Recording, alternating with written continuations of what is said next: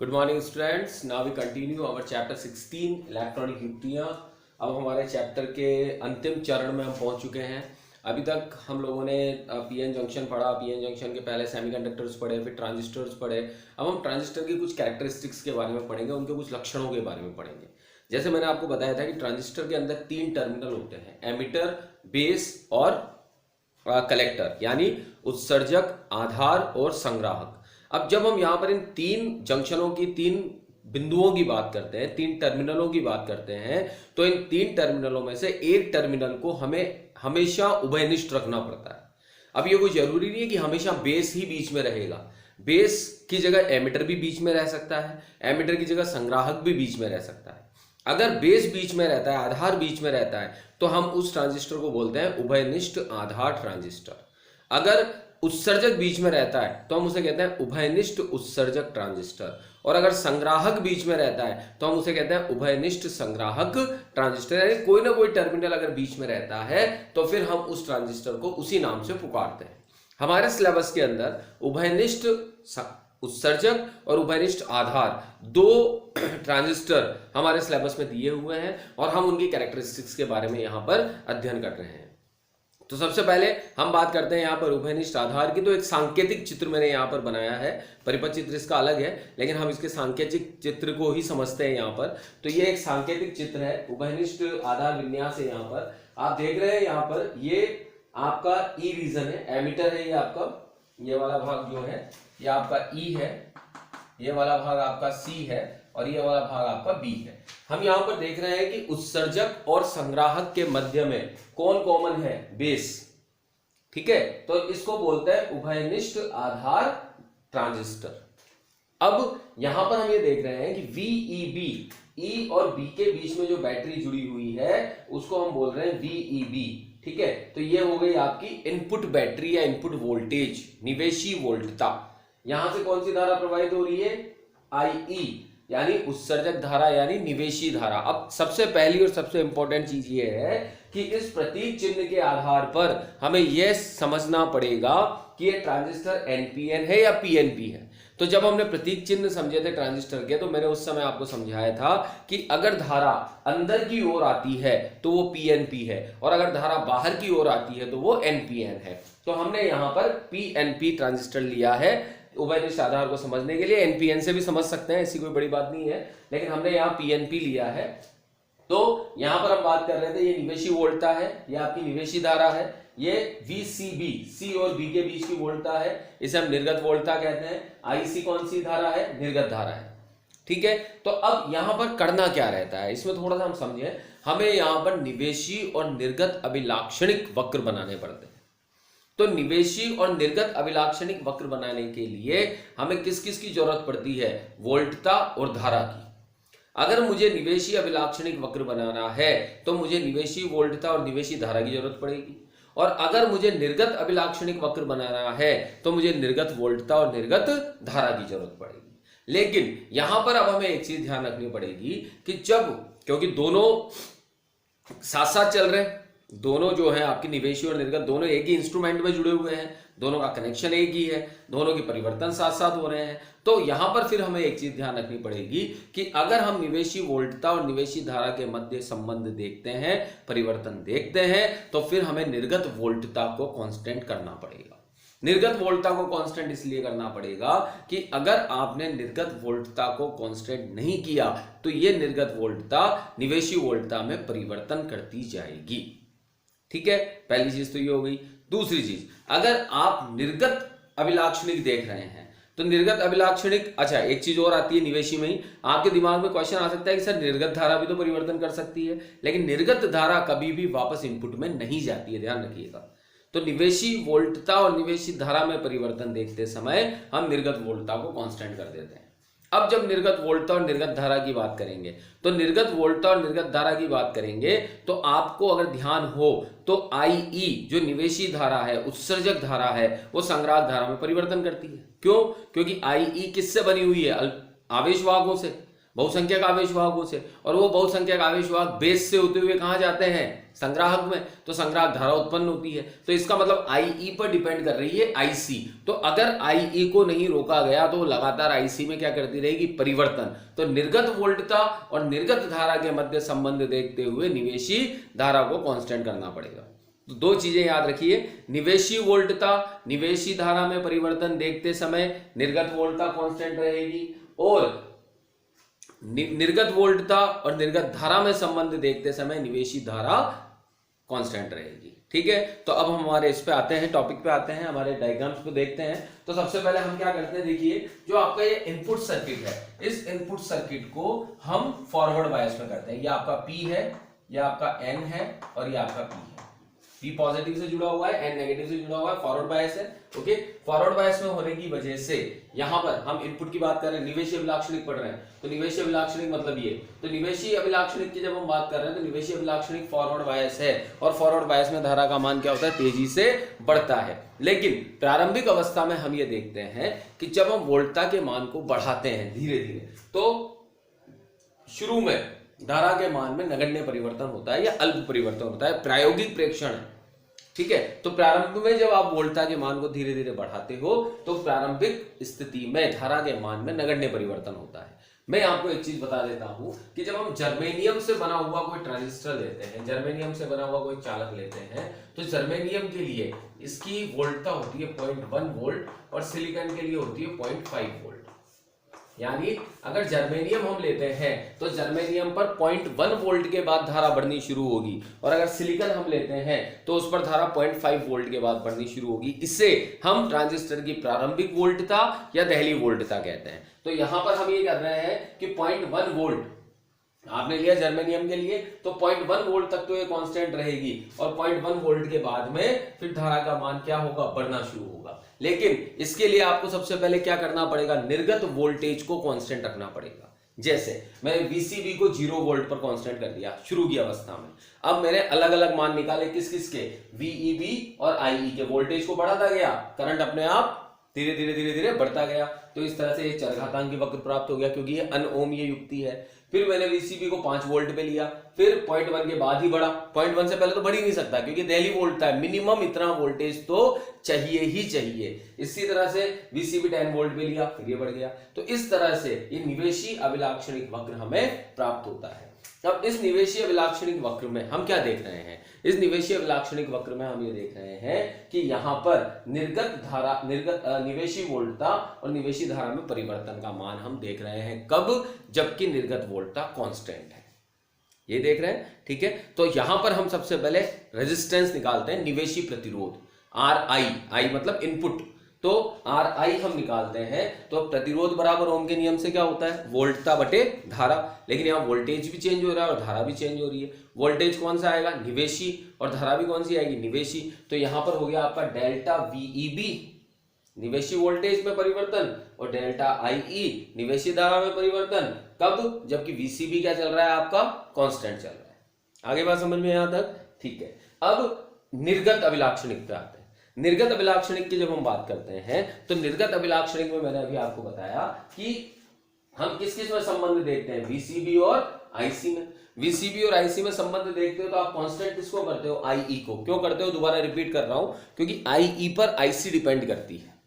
अगर IE में लगातार परिवर्तन होते रहेंगे तो IC में भी परिवर्तन होता रहेगा, अर्थात VCB और IC के मध्य एक्चुअल परिवर्तन हम नहीं निकाल पाएंगे। इसलिए हम IE को क्या कर देते हैं, किसी एक वैल्यू पर कांस्टेंट कर देते हैं, पहली चीज। दूसरी चीज, अगर हम यहां पर इस वाले भाग को देखते हैं तो इस वाले भाग को जब आप देखोगे तो यहां पर ये जो पॉजिटिव टर्मिनल है, पॉजिटिव टर्मिनल किससे जुड़ रहा है, N से, और नेगेटिव टर्मिनल किससे जुड़ रहा है, P से। दैट मींस ये कौन सा बायस है, रिवर्स बायस। कौन सा बायस है ये, रिवर्स बायस। और रिवर्स बायस में करंट की वैल्यू क्या होती है, कांस्टेंट रहती है, नगण्य रहती है। लेकिन अगर उसमें भी हम वोल्टेज बढ़ाते जाएं तो एक वोल्टेज के बाद में धारा का मान तेजी से बढ़ना शुरू होता है, जिसे हम कौन सा विभव कहते हैं, निरोधी विभव। याद कीजिए, जब हमने पश्च बायस पढ़ा था तो पश्च बायस में मैंने बताया था आपको कि प्रारंभिक अवस्था में रिवर्स बायस के अंदर आवेश वाहकों की संख्या नगण्य होने की वजह से, अवक्षय परत को पार नहीं करने की वजह से धारा का मान नगण्य रहता है। लेकिन अगर वोल्टेज को एक मान से ज्यादा बढ़ा दिया जाए तो फिर अल्पसंख्यक आवेशवाहक ससंयोजी बंधों को तोड़ते हैं, जिससे धारा के मान में तेजी से वृद्धि होती है और इस वोल्टता को भंजन वोल्टता कहते हैं, हम लोगों ने पढ़ा है। तो यहाँ पर जब हम निर्गत अभिलाक्षणिक की बात करते हैं तो यहाँ थोड़ा समझना पड़ेगा कि ये जो VCB है आपकी निर्गत वोल्टता है और जो IC है ये आपकी निर्गत धारा है। ये पूरा का पूरा संयोजन किसमें है? रिवर्स बायस में। और रिवर्स बायस में वैल्यू ऑफ करंट क्या रहती है? नेग्लिजिबल, बहुत कम रहती है। ठीक है, तो प्रारंभिक अवस्था में जब आप वोल्टेज को बढ़ाओगे, ठीक है, तो वही चीज होती है कि जब हम वोल्टेज को बढ़ाते हैं तो प्रारंभिक अवस्था तक तो कोई फर्क नहीं पड़ता। देखिए सैचुरेशन ही नहीं हो रहा, बिल्कुल सैचुरेशन नहीं हो रहा, बढ़ाते जा रहे हो बढ़ाते जा रहे हो बढ़ाते जा रहे हो, कोई सैचुरेशन नहीं है, एकदम जीरो, कोई सैचुरेशन नहीं आ रहा क्योंकि रिवर्स बायस है। लेकिन जैसे ही आप एक मान तक पहुंचते हो, एक वैल्यू तक पहुंचते हो, एक वोल्टेज तक पहुंचते हो, तो उस वोल्टेज तक पहुंचते ही IC का मान तेजी से बढ़ जाता है। ये इस IC का मान क्या हुआ? तेजी से बढ़ गया। IC का मान तेजी से बढ़ने के बाद मतलब जब वो अपने मैक्सिमम पीक पर आ जाता है तो उसके बाद में अगर आप VCB को और बढ़ाते हो तो उसके ऊपर कोई प्रभाव नहीं पड़ता। दैट मीन्स IC कांस्टेंट हो जाती है, धारा नियत हो जाती है। और धारा नियत हो गई तो धारा नियत होकर किस अक्ष के समानांतर आ जाती है? VCB अक्ष के समानांतर आ जाती है। दोबारा रिपीट कर रहा हूं, हम बात कर रहे हैं यहाँ पर इस वाले भाग की, निर्गत अभिलाक्षणिक हम पढ़ रहे हैं।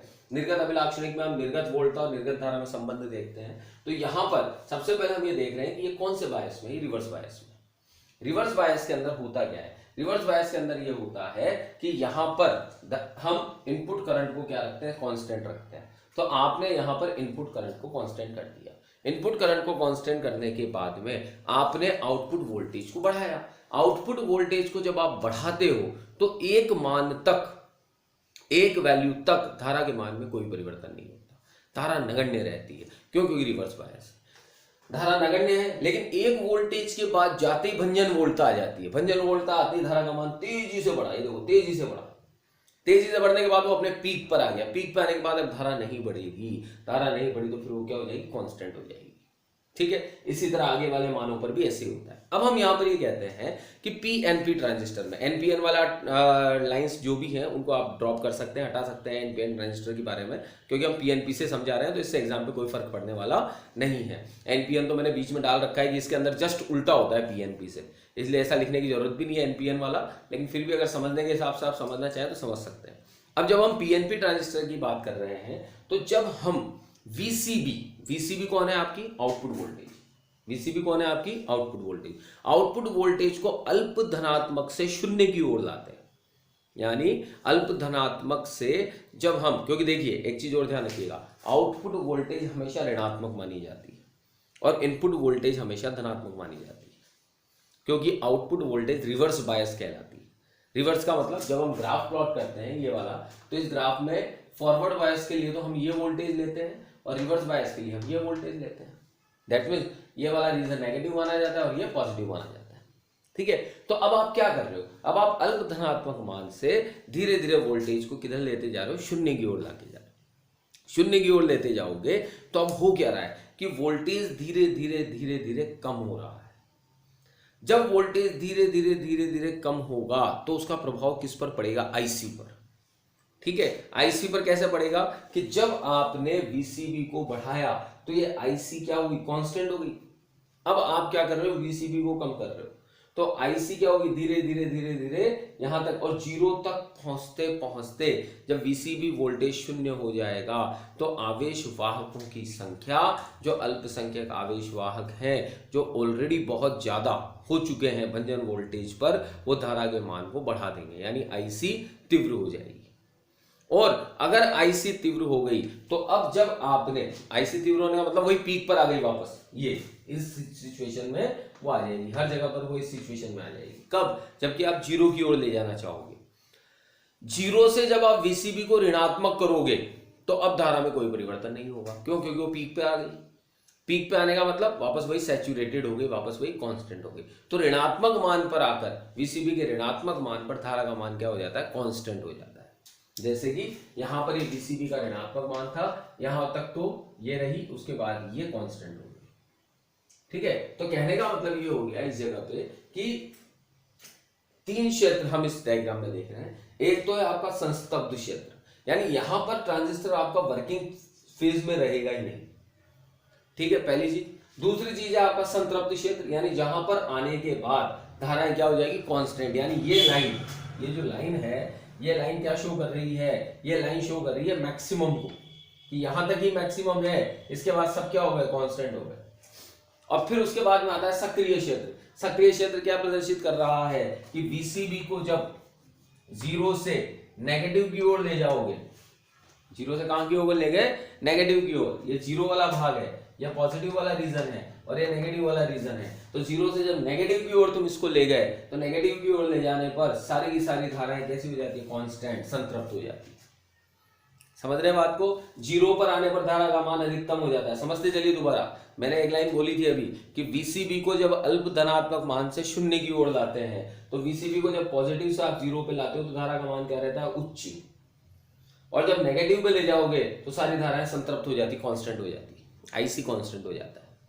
तो अब जब हम निर्गत प्रतिरोध निकालते हैं तो निर्गत प्रतिरोध क्या होता है, RO, आउटपुट रेजिस्टेंस। तो RO इक्वल्स टू क्या होता है, delta VCB upon delta IB, यानी आउटपुट वोल्टेज में परिवर्तन अपॉन आउटपुट करंट में परिवर्तन। कब, जबकि IE क्या रहेगा आपका, कांस्टेंट रहेगा, ठीक है।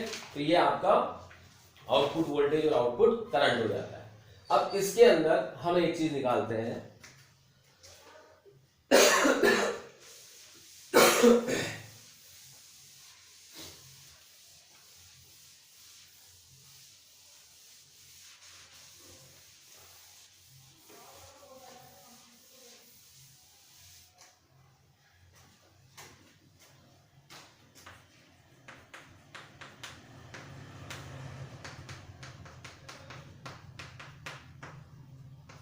धारा प्रवर्धन गुणांक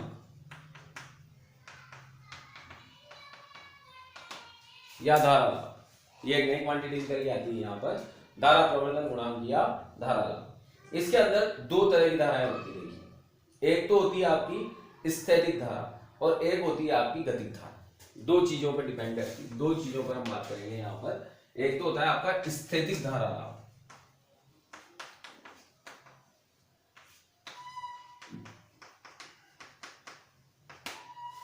जिसे हम कहते हैं अल्फा DC।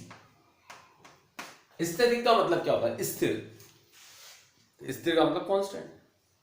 अब जब स्थैतिक धारा लाभ की हम बात करते हैं तो स्थैतिक धारा लाभ ये कहता है कि output voltage upon input voltage. लाभ जब भी निकाला जाएगा तो कैसे निकालते हैं, आउटपुट अपॉन इनपुट। प्रॉफिट कब होता है, पहले 10 था बाद में 20 हो गया, तो इनपुट 10 था बाद में 20 हो गया, तो आउटपुट अपॉन इनपुट। लेकिन स्थैतिक का मतलब है स्टेबल, वैल्यू क्या हो गई, कांस्टेंट, चेंज नहीं हो रहा। तो दैट मीन्स अल्फा DC जब हम निकालेंगे तो उस कंडीशन में हमारे पास जो दोनों धाराएं दी जाएंगी वो फिक्स होंगी। कॉमन बेस के केस में कौन कौन रहेगी, आउटपुट करंट तो रहेगी IC और इनपुट करंट रहेगी IE। तो ये कहलाता है आपका स्थैतिक धारा लाभ, ठीक है। एक होता है आपका गतिक धारा लाभ जो परिवर्तनशील होता है।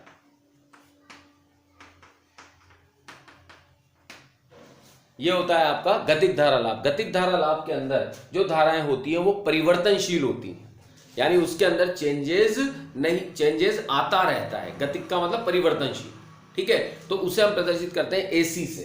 तो अल्फा AC इक्वल्स टू, अब गतिक धारा लाभ जब निकालोगे तो IC में परिवर्तन